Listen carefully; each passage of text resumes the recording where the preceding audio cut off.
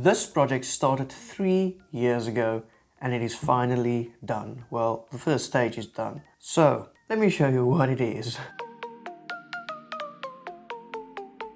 Some of you might have noticed that there is some sort of loop in here, water loop. And if you look closely, you'll see it is not any standard parts you can buy from Wish or anything like that. No, this is actually a fully DIY custom water cooling loop for the CPU, except for the radiator, but we'll get to that part. Alright, so this project basically started around June in 2018.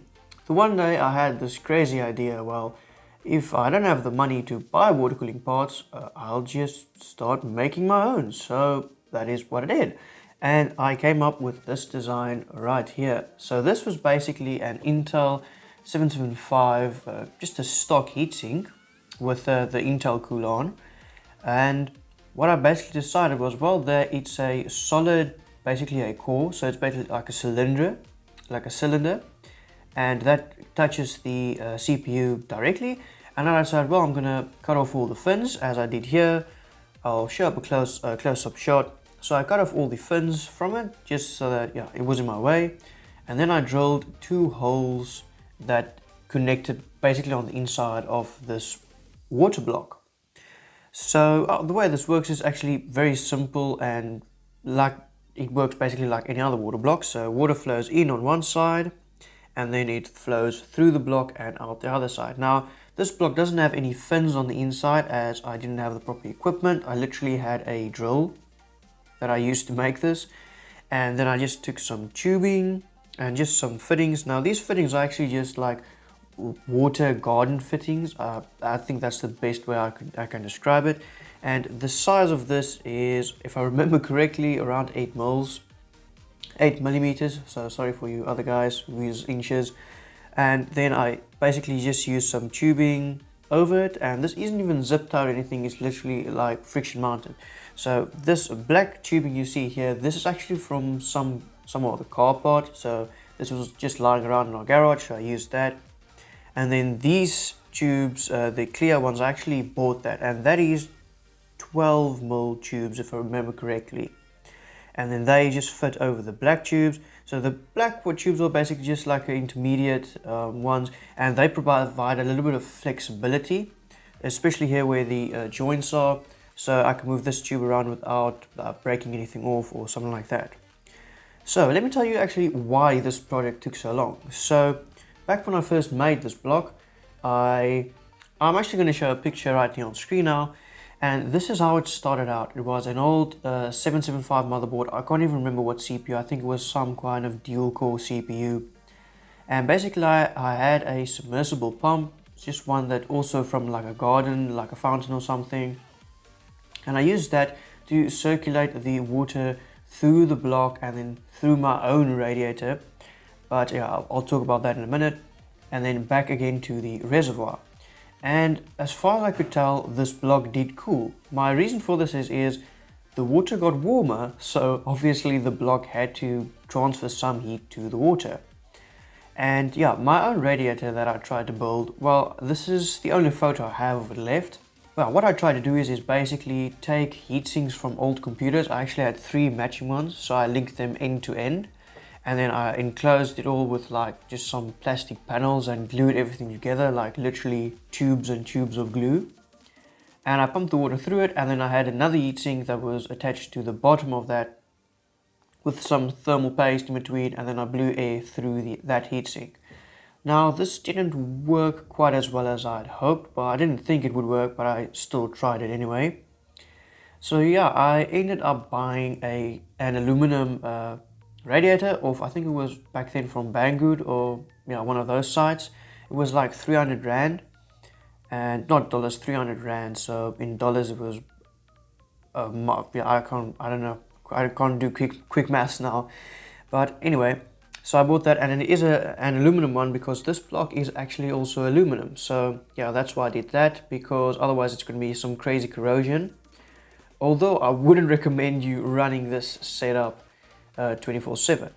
Now let's quickly talk about if this works, because this is actually the first time I've used it in a computer that I could run Windows on and actually do a benchmark. So the stock cooler that came with the CPU. Now this CPU is an i7-3770. It's a quad-core CPU with hyper-threading, so there's 8 threads, and it's not a bad CPU, but it's not a good CPU either. It's alright. So this is basically the stock Intel cooler that comes with it. So I took the cooler off, I cleaned off the thermal paste, I applied new thermal paste, and then I ran. Alright, so the two tests that I did to see if this blocks actually works is I used Cinebench R20.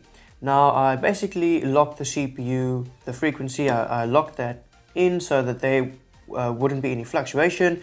The fans in the system, I put all of them to 100%. They're actually not connected to the motherboard, they're directly connected to the power supply through a Molex connector.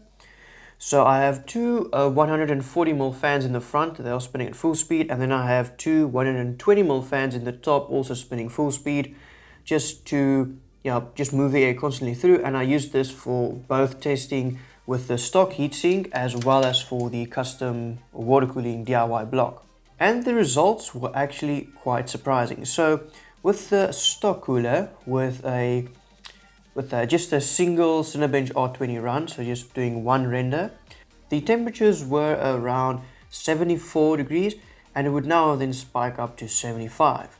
So then I did another test where I ran the Cinebench R20 basically in a 20-minute loop. So that way I can see where the temperature basically equalizes, and there's no more heat coming into the system, and the system can basically get rid of that heat efficiently.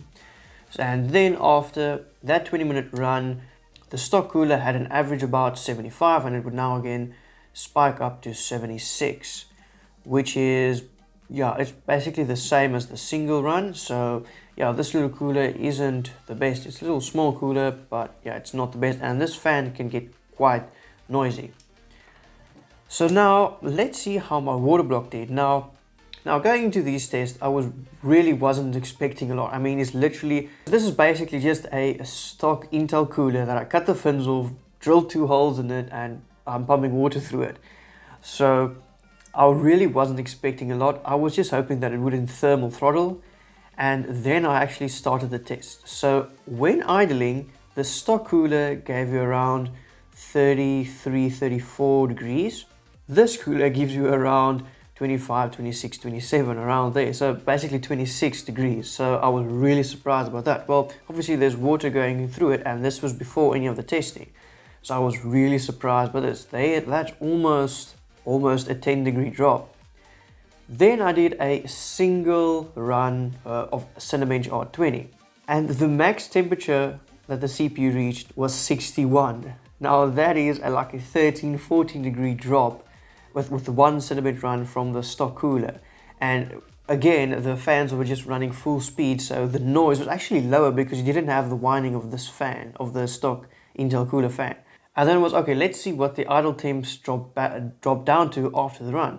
So after the one Cinebench run, it dropped all the way down to around 30 degrees. Now that is really cold. And remember that the loop got some heat in, so it has to get rid of that heat again. But it dropped down to 30, and that's cooler than the stock cooler could have cooled it to, the CPU now. And then I started running the 20-minute test, the 20-minute Cinebench R20 test. The temperatures were really surprising. Like, I wasn't expecting this. I was super hyped. I ran this morning. I'm super hyped. The temperatures were like an average of 64, and now and then it spiked up to 66. That is a 10-degree difference, and this is literally just a stock heatsink that I drilled 2 holes in. I'm pumping water through it. Literally, it's crazy, and it's working. Like, really didn't expect this to work. Like, literally yesterday I glued these two parts in, like the two 90-degree angles that's going into the block.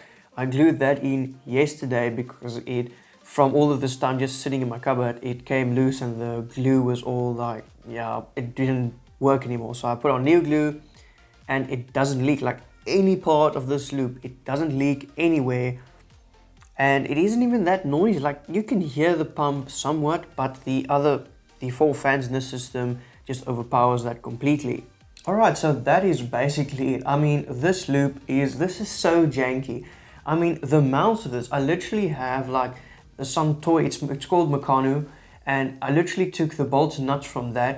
I put the bolts through from the back, I put a nut on to secure the four to the motherboard, and then I literally put this heatsink with the 4 holes over that, and I used 4 more nuts to tighten it all down. There is no springs like to keep the pressure even. It's just a hard mount.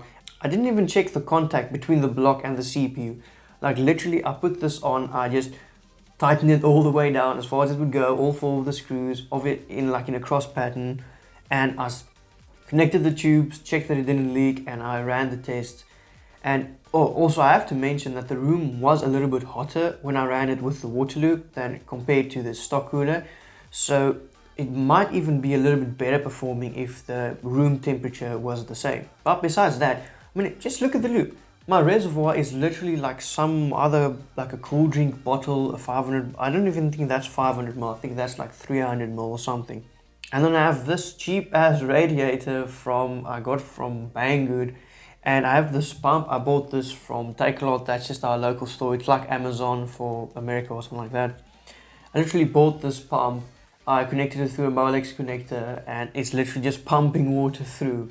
Like there's glue everywhere, like right here where the reservoir is, the bottom, there's just a lot of glue. I just glued everything in there just to make sure it doesn't leak. And it's working. Now, I wouldn't run this in my system all the time.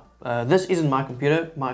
Yeah, this is just, I'm borrowing this motherboard and this is my graphics card. I wouldn't run this 24/7 by all means. Now, let me tell you why I wouldn't run this 24/7. Well, this is really janky. Like, I mean, these connectors, I could pull this off right now and the water would just spill all over my graphics card and all over the case, the power supply, everywhere. So this isn't safe to run. Like during the benchmarks, I was watching this thing with my phone, the flashlight through the side panel, because it has a glass side panel, this case. So I was looking through it, making sure it doesn't leak. Like literally for the whole 20 minutes, I was just standing there making sure nothing leaks. And it was really stressful, but I'm so happy that this block actually works. But then it got me thinking, I need to test this against another cooler. So I have another tower cooler that can take 120mm fan. So I was thinking for a future video, if you guys like this video and comment down below that I need to do that, I will take out this block again and I will install that aftermarket heatsink on this board and I will test it again, and then we can compare those results. And then I was thinking, well, for a video after that, I've got Delta fans. Now those fans are 120mm, but instead of being like 25mm thick, they are like, I think like 30mm or 35mm thick. And those fans are like 40 watts each. Like, that's crazy numbers.